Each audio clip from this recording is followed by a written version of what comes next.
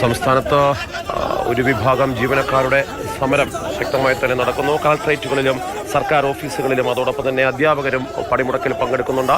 സർക്കാർ Diaz non ഏർപ്പെടുത്തിയെങ്കിലും ഹാജർനില പലയിടത്തും കുറവാണെന്നാണ് മനസ്സിലാകുന്നത്. വിശദാംശങ്ങളുമായിട്ട് ഇപ്പോൾ പ്രശാന്ത് കൃഷ്ണ തിരുവനന്തപുരത്ത് നിന്ന് ചേരുന്നു. പ്രശാന്ത്, സ്വാഭാവികമായും നമുക്കറിയാം തിരുവനന്തപുരത്ത് അതിശക്തമായ സർവീസ് സംഘടനകളുണ്ട്. അതുകൊണ്ട് തന്നെ ഭരണപക്ഷത്തിന് അനുകൂലമായ സംഘടന ജോലിക്ക് കയറുകയും പ്രതിപക്ഷം അതിനെ എതിർക്കുകയും ചെയ്യും. ജോയിന്റ് കൗൺസിലും ഇപ്പോൾ ഒപ്പമുണ്ട് പ്രതിപക്ഷത്തിനൊപ്പം. എങ്ങനെയാണ് ഇവിടെ സമരം പുരോഗമിക്കുന്നത്? ജനങ്ങളെ ഇത് സാരമായി ബാധിച്ചിട്ടുണ്ട്.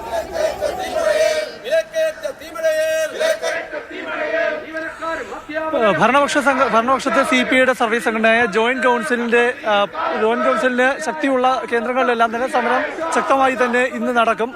ഇന്നിപ്പോൾ ഈ കളക്ടറേറ്റിലെ ജോയിന്റ് കൗൺസിൽ ശക്തമാണ്. അപ്പോൾ അതുകൊണ്ട് തന്നെ കളക്ടറേറ്റിലെ റവന്യൂ വകുപ്പുമായി ബന്ധപ്പെട്ട ഓഫീസുകൾ, കൃഷി വകുപ്പിന്റെ സിവിൽ സപ്ലൈസ് ബന്ധപ്പെട്ട ഓഫീസുകളിലെല്ലാം തന്നെ പൊതുജനങ്ങളുടെ സേവനങ്ങളെ ബാധിക്കുമെന്നുള്ള കാര്യത്തിൽ സംശയമില്ല.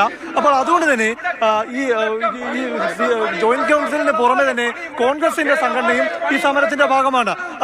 അതിനാൽ പൊതുജനങ്ങളുടെ സേവനങ്ങളെ ബാധിക്കും.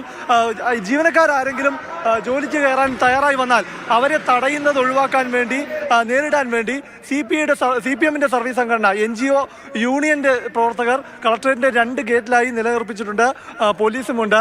അതായത് ജീവനക്കാരെ സമരക്കാരെങ്കിലും തടയുന്ന ഒരു സ്ഥിതി ഉണ്ടായാൽ അവിടെ നേരിടും എന്നത് തന്നെയാണ്. അതിന് സജ്ജരായി തന്നെയാണ് അവരിവിടെ ഉള്ളത്. നമുക്ക് അവരോട് തന്നെ ചോദിക്കാം, എന്താണ് ഈ സമരത്തോടുള്ള ഇന്നത്തെ പണിമുടക്കിനോടുള്ള ഇവരുടെ നിലപാട്? എന്താണ് ഇന്ന് പണിമുടക്കിന് 2 വിഭാഗം പണിമുടക്കിന് ഭാഗമായി നിന്നതിനെ പ്രതിഷേധിക്കുന്നുണ്ട്. ജീവനക്കാർ ഇവിടെ കയറാൻ തയ്യാറായി വന്നാൽ എങ്ങനെയായിരിക്കും നിങ്ങൾ അവർക്കൊരു സുരക്ഷിതത ഒരുക്കും? എന്താണ് ചെയ്തത്? അത് ഗവൺമെൻറ് ചെയ്യുന്നുണ്ട്. നമ്മൾ പ്രത്യേകിച്ച് ചെയ്യേണ്ട കാര്യമില്ല. ജീവനക്കാർ പൂർണ്ണമായും ജോലിക്ക് ഹാജരാകുന്നുണ്ട്. അതിനകത്ത് പിന്നെ എല്ലാ സംഘടനക്കാരും, ജോയിന്റ് കൗൺസിലിൻ്റെ എല്ലാ അസോസിയേഷൻ്റെ സാധാരണ ജീവനക്കാർ പോലും ഇപ്പം പണിമുടക്കിൽ പങ്കെടുക്കാതെ ഓഫീസിലോട്ട് വന്നുകൊണ്ടിരിക്കുകയാണ്. അതായത് കളക്ടറേറ്റിൽ ഹാജർ നില ഇപ്പോൾ രാവിലെ ഈ 10 മണി സമയം എന്ന് പറയുമ്പോൾ അത്യാവശ്യം ജീവനക്കാരൊക്കെ എത്തിക്കഴിയേണ്ട സമയമാണ്. എന്താണ് ഇപ്പോഴത്തെ ഹാജർ നില?